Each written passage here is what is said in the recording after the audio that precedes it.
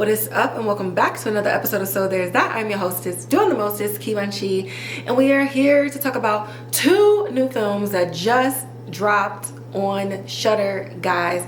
We're talking about The Dead Thing, which premiered on Shudder February 14th, and we're also going to be talking about Little Bites, which premieres on February 21st. So I'm not going to give everything away because one of the movies is premiering after you actually listen to this podcast, but we're going to give some information about Shudder. So y'all already know I am a horror movie fanatic. Everything about it, I say it all the time. Horror is my number one in all of its subgenres.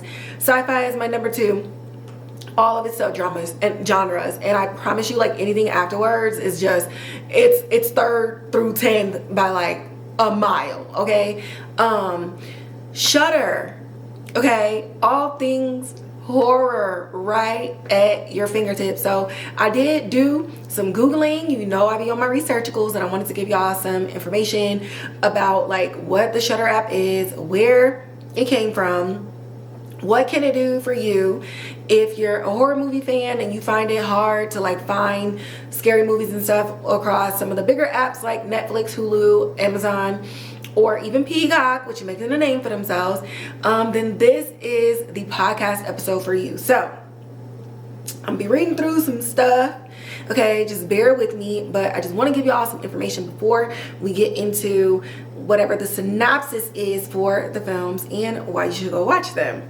So AMC Network owns Shudder, and it's a horror streaming service. Shudder launched in 2015, so it is a baby. It is 10 years old, guys, and again, it's a subsidiary of AMC. So if you ever go into like the AMC website, you got AMC, Acorn TV, IFC, all these other things. When I was growing up, AMC, it was like, I think it was like American Movie Classics, I think is what it stands for. And when I was growing up on AFC, like all of the horror classics, like anytime The Exorcist was playing on TV, Poltergeist or anything like that, I saw it in AMC. And somehow during, I want to say like my high school years, I didn't really like watch AMC like that anymore. You know, you're talking about the fall of Blockbuster, the surge of Netflix, going from a mail service to like a streaming app. You had Redbox, you had all of these different things, DVR and everything like that. And the way that film was going, I mean, the MCU decided to come out with like their master plan of all movies, DC, Sony, everything like that. And so there wasn't really like a lot going on AMC for real until The Walking Dead came out, and I want to say 2012, like 2011, 2012. I was in Korea at the time, but I was watching it, okay? But when The Walking Dead came out, then all of a sudden it was like so much more attention back on AMC. And of course it makes sense for AMC to come out with a horror zombie show, obviously rooted in love, but getting back to their roots on what makes AMC very unique from all of the other cable networks. And the biggest thing that made it unique is that was really your place to watch like supernatural movies, supernatural shows, a lot of your mid to low budget films that you just want to watch on a Saturday or watch on a Sunday or on a lazy day and just get some entertainment. Because the best thing about horror, which is why I love it so much, not just the fear factor of it all, but horror is one of those genres that is just so accepting. Whatever you can imagine and can write up and draw up and conceptualize, and you're able to get a team of people to put it on screen, the horror community and the horror genre will accept you. It doesn't matter how far-fetched it is. It doesn't matter if the kills are funny or if they're super gory or anything like that. Whatever you think of and how far you want to go, the horror genre will take you there. Just did for Spooktober Puppet Master, and I ended up just watching all 5 Puppet Masters. Absolute ridiculous movie, but there's 5 Puppet Masters. How many Chuckies are there? I mean, the seed of Chucky, let's be real, it was ridiculous. But it's just a genre where you literally just throw everything out of the window and you just take it there, and it's a bunch of people that have a lot of fun. So that's why I love it the most, because you end up finding some of your greatest directors, producers, gaffers, sound designers, especially sound designers, to be able to make like all those different sound effects and stuff like that. They come from this space where they're allowed to be as creatively uninhibited as possible. Composition, like music composition, they're allowed to be as creatively uninhibited as possible, and it's just a judgment-free zone. And you end up getting people who start off like in one thing, and then next thing you know, they're the Robert Eggers of the world, like the Robert Eggers of the world, or the Jordan Peels of the world. And it's just really phenomenal for that. So AMC, with all of its ups and downs and everything like that, we're now on and up. Just congratulations to you in general on all your different endeavors, your AMC Plus app, the Shudder app, the Acorn app, which we'll talk a little bit more about a couple of those while focusing on Shudder. But just continuously watching the market and seeing where like trends are going and staying on trend, so that you continue to move with the people and not fade into the background, especially being an old cable network who has an app, who still uses their app to funnel people back to live cable television. So shout out to y'all. I'm like, can't you tell I'm getting my MBA in marketing? Hello. So Shudder was designed to be a destination for horror fans of all levels. So again, psychological horror, gore, body horror, silly horror, horror comedy, drama horror, and stuff like that. Whatever it is, if you like horror, this is the place for you. Shudder produces original movies, their own original scripted series, as well as docuseries. They also have some of their movies on DVD, and Shudder be acquiring some of these films, y'all, like two of the ones that we're going to be talking about today. So they offer a mix of classic and modern horror movies, shows, and podcasts. So you can actually listen to them with just horror podcast people. So if you like podcasts and stuff like that, I love true crime podcasts. I actually don't listen to my podcast episodes anymore. I'll be listening to everybody else's podcast. But if you like horror podcasts, especially the ones that tell like horror short stories, those are the ones.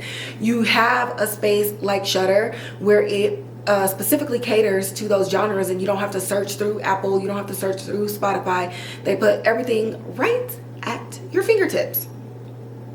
So like I said before, AMC created Shudder to provide a dedicated streaming service focused on specifically horror, thriller, and supernatural content, catering to a niche of audience fans who enjoy the genre and offering them access to a curated collection of movies and series that might not be readily available on other platforms. So I want to park right here. A lot of times we'll be looking for stuff and you look on the big three, Netflix, Hulu, Amazon, and it don't be there, or you gotta pay. Then you got apps like Peacock who be getting the movies out the theaters for free.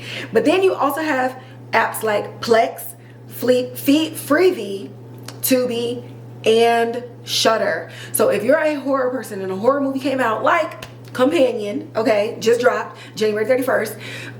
If you're looking for things, especially a lot of those indie films that end up premiering at film festivals or short films that may not have a theater premiere, or they have like a small theater premiere, you can go to Shudder and look for them, and more than likely they will be there. So it's almost like you get your own little exclusive viewing, again, in your own home and right in your phone or on your TV or on your iPad. So that's definitely the beauty of Shudder TV. So like I already said, you got the niche market focus. So unlike AMC, which is now branched into so many other things, and like I said, I mentioned a lot of sub networks, I guess, if you will, is what I would call them, on there. So they are broadening their range to include, y'all, Pantheon. They got their own like adult animated series. That's crazy. But they're going broader, but they're not neglecting the audience which got them their acclaim in the first place. So Shudder is a really good way for AMC to cater specifically to their horror fans while still funneling the data and the subscriptions and being able to track the market on how many people are actually using that service and if they should still funnel originals to that service as well. Like I said, they also produce their own original series, movies, allowing them to further attract and retain subscribers. So it's not just a recycling of this thing was removed from Netflix and now it's on Shudder. You actually get people producing films and then reaching out to Shudder and getting on their platform. So you're one of the first people to see, you know, your friends' work on Shudder TV, or even seeing your own work submitted and accepted by Shudder TV. We already talked about a little bit brand recognition and leveraging. Like I said, leveraging AMC's established brand. So you're taking people who trust AMC in the first place, and then you're giving them an alternative. So then Shudder ends up picking up all of those AMC fans.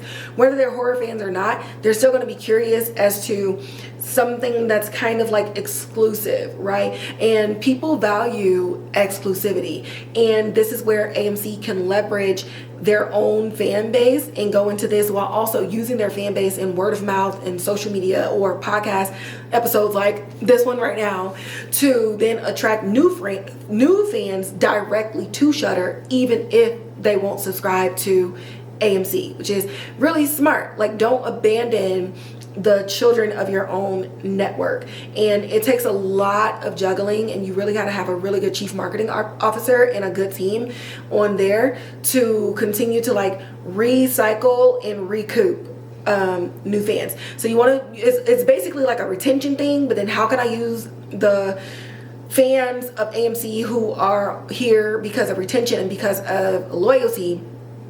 How can I get them to bring in new people who may not watch us, but they'll watch these things? And a lot of it is just catering to your original audience and allowing them to do the work for you. So in 2022, AMC Network's Shudder ended up passing the 1 million subscriber streaming milestone, and this is second to Acorn TV. Again, go to the AMC Network's website, y'all. Like, just click on how many things that they have going on. Honestly, to me, I feel like they're up there where NBC like owns a lot of different networks, like Oxygen, Peacock, Sci-Fi, stuff like that. AMC is basically the same thing, so don't sleep on them, okay? And Shudder ended up getting a burst in their membership when they debuted their original series, Creepshow, in 2019. And Creepshow was actually nominated for the Saturn Awards, which just premiered on February 2nd. Shout out to all of the nominees and all of the winners. But they aired their original series, Creepshow, and it literally just brought in a lot of people. And the way that surge was kind of reminded me of when Netflix brought on Orange is the New Black. So it was just like, all it takes is that one series and just those few people to get the buzz going, and then boom, 1 million subscribers. And so they also have original films that include The Room, Z, The Beach House, and Host, and a lot others, to include, again, the newly acquired The Dead Thing, which premiered at the Fantasia International Film Festival in 2024, as well as Little Bites, which had a theatrical premiere October of 2024, and now both of those are going to be coming to Shudder TV. So first, I want to talk about The Dead Thing and just give you the log line for The Dead Thing. So it's an erotic thriller that follows a young woman lost in a series of meaningless connections as she falls in love with a charismatic and sensitive man who turns out to be hiding a dark secret that transforms her affair into a dangerous obsession. So this is like a slow burn horror film for me. You definitely gotta pay attention, because it's not your shock and awe horror, it's not your jump scare, it's not your gore, it's not anything like that. And so you're kind of feeding into a little bit of that suspense and a little bit of that psychological horror. But what I love about The Dead Thing is not only does it have like some supernatural elements, it also just connects that fear of dating apps, not really knowing who you're going out with, and how easy it is to get absorbed into the first person that ends up showing you any type of attention. So it takes something that in 2025 is really normal, swiping right, swiping left on a dating app, and it turns it on its head to where you have the main female character going around bless me, thank y'all. Sure, you said bless you. I don't have it. But she's going around and you're like stalking this guy because you're trying to figure out like why he ain't calling you back, why is he going out on all of these other dates, and then you realize like something is wrong, like he doesn't even remember you. And then as she's going through and trying to get him to remember, in her trying to get him to remember, we end up finding out like something very sinister, and there's something very dark about him as far as his essence and as far as his spirit goes. So as you go throughout this entire movie, it's really about like, I don't necessarily want to use the word preying on someone's dating life or their desperation so much as it is when you're so locked into the timelines of society that you're willing to do any and everything to get into a relationship so that you could check off that box, and so you can meet these timelines that don't really exist to nobody except people who are clocking your uterus. And when you're so focused on trying to meet these timelines and meet the demands of the outside looking in, you're not paying attention to the energy of the people that you're dating, what you're inviting into your life, what you're inviting into your body. And so you forgo every red flag, you forgo every feeling of the hairs being raised on the back of your neck, all for the sake of an orgasm, and all for the sake of being able to bring somebody home to your family and to your friends on Thanksgiving. So I thought they did a really good job at taking something as relatable, I guess, as desperation and biological clocks, and turning it on its head, where you're seeing this person just allow so many people in and out, in and out, in and out, that instead of taking any hints when she could not find this man anymore, there's like a desperate search to the one person who made her feel good. And it kind of just highlights how you don't know anything necessarily about yourself enough to just go through the dating pool and, you know, be like, okay, that was a nice night, all right, see you next time. Like, it just is what it is. Like, why you trying to on some other lady door said because she swiped right on him? Like, ma'am, it's just sex. What are we doing? But you know how it is though, when you keep poking the bear over and over and over, eventually that bear is going to give you some attention. And is it the attention that you want? I don't know. Go to Shudder TV and find out when you watch The Dead Thing, okay? And then moving on into Little Bites. So Little Bites, like I said, premieres February 21st. So if you're listening to this on the 20th, in which this is airing, it's tomorrow. Little Bites follows Mindy, a young widow and mother who desperately tries to protect her daughter from the grips of a fiendish, flesh-eating monster named Aguiar. Mindy has been secretly sacrificing her own life by allowing the creatures to slowly feast on her body as she keeps her daughter hidden away. So that is like a detailed synopsis. I almost didn't finish reading. But this film, I don't want to spoil it. I don't think I spoiled the other one either. But this film, okay, boom, let's talk about it. I am so happy that this film exists in this space. I'm loving the resurgence of like a woman with like this monster, grotesque, vampiric, whatever, supernatural monster, but the energy and the intimacy and the sensuality of them on the screen, it still draws you in, right? Because in your eyes, like, think of like Nosferatu, your eyes are like, why is she sexually like charged by this thing with a single strand of hair? Like, literally, Nosferatu looks like the oblongs, like, yes, looks like the oblongs, okay? But the very nature of a vampire is desire, it's enchantment, it's intimacy, it's foreplay, it's consumption, it's passion, it's raw, and it's sex, right? And in the old lore, vampires were not sexy, like, at all. Like, Dracula was not fine. Like, nobody was like, oh my god, Dracula.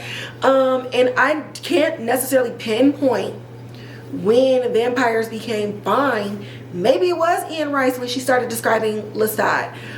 I don't know, but you know, I think Lestat would like to say that he was the first fine as hell vampire. I mean, even his own maker was ugly as hell. But okay, yeah, let's say it started with Lestat, right, in the 1700s. Written by way of Anne Rice in 1976. And so then it was like this new age in the 20th century where vampires had to look like the enticement that we knew them for, right? And so vampires became an obsession, and they became easy to love, they became easy to lust after.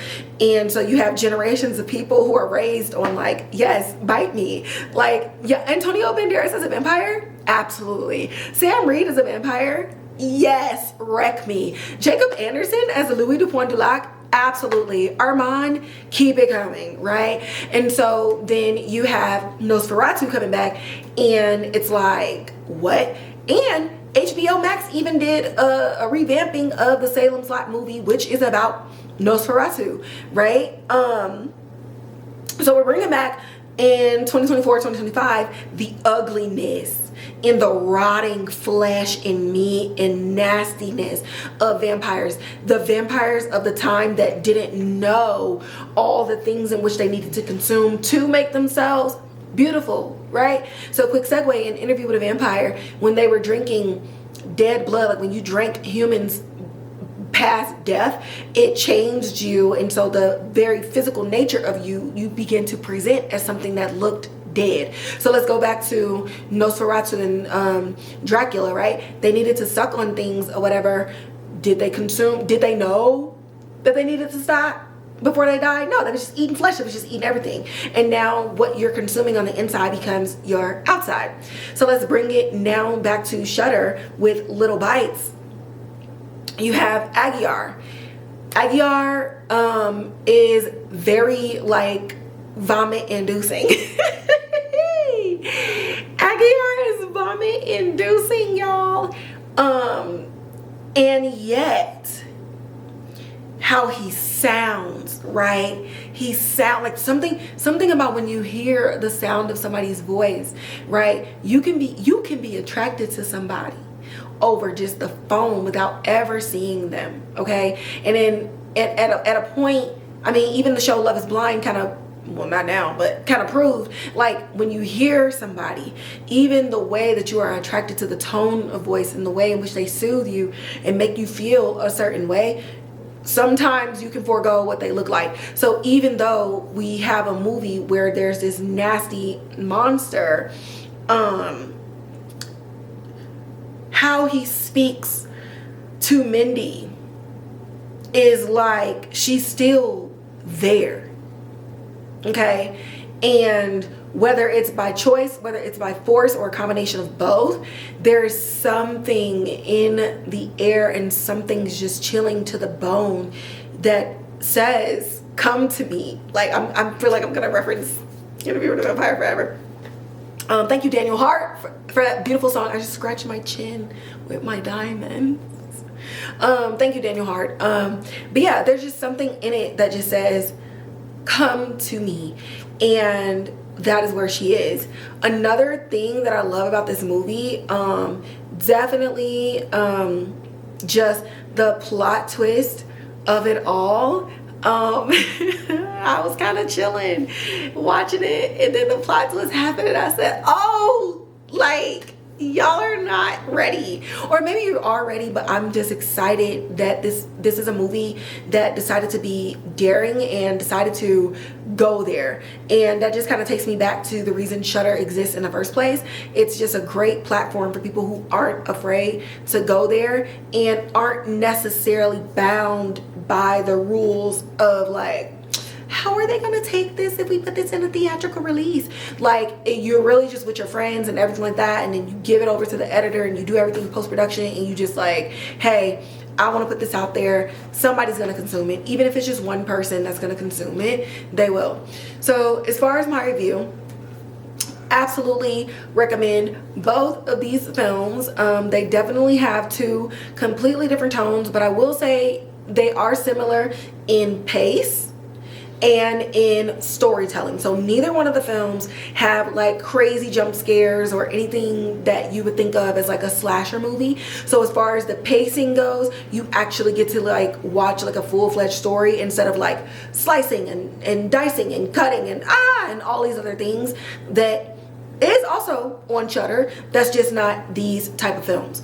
Where they differ and kind of branch off into their own forks in the road is, I would say, The Dead Thing definitely has like a huge, deep underlying meaning, like I already mentioned before, as far as like the horrors of your own personal, physical, and social safety whenever you're out dating in the world. And with Little Bites, you're more focused on like, what does that mean to sacrifice, not only for self, but to sacrifice for family, and what it looks like to maybe love the monster even when everything in you says don't.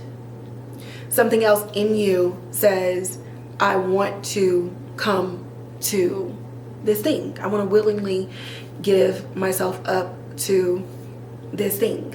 So there's that.